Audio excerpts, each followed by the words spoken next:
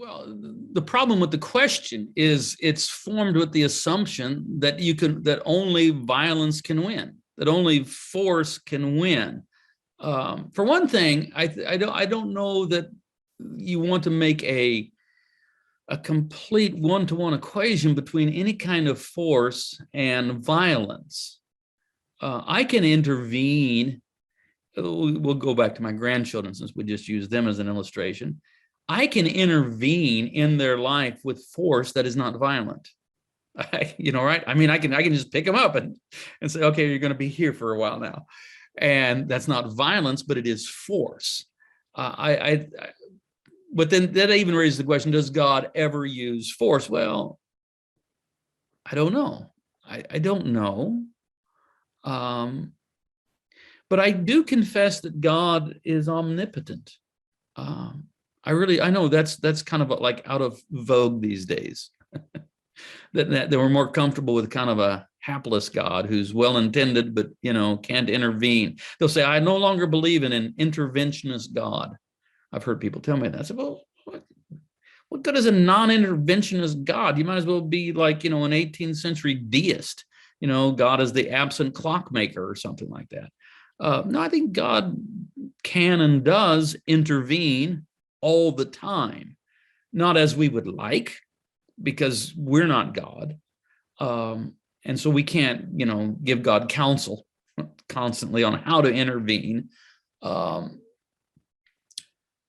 do we know that? Because we're told.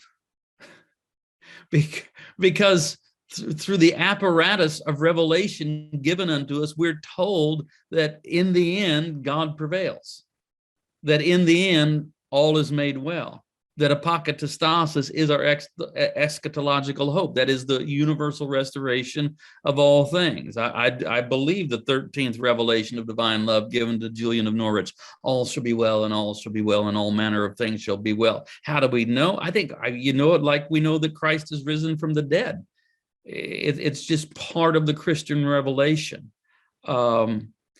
How God does so without violence, I don't know that I know. I'm convinced that that's the case, but you're asking me questions that are maybe beyond my capacity to give an answer, but that isn't really a source of doubt with me. That's not something that really troubles me very much. I also actually believe God knows the future too. Again, I understand. I'm sympathetic with open theism, which is basically not really so much just a theology as it is a theodicy trying to deal with the problem of evil. I know that open theism, posits the idea that God doesn't actually know the future because God is so immersed in the experience with us that God knows all that can be known, but there's still the I just don't believe that. I think part of the problem is we end up trying to conceive of God as a being locked within time. By now we should understand that Einstein has told us that time is a relative phenomenon and that it's not experienced the same by people moving at various speeds and at various places. It's experienced differently. And I think I don't believe in determinism. I believe in the reality of free will, but I think God also knows the end of all things because God just simply has a different relationship to time than we do. Look, I know what happens to Abraham Lincoln when he goes to Ford Theater on Good Friday. I know what happens to him. I didn't cause it, but I know what he would have called his future. I know because I'm related to time differently than he was.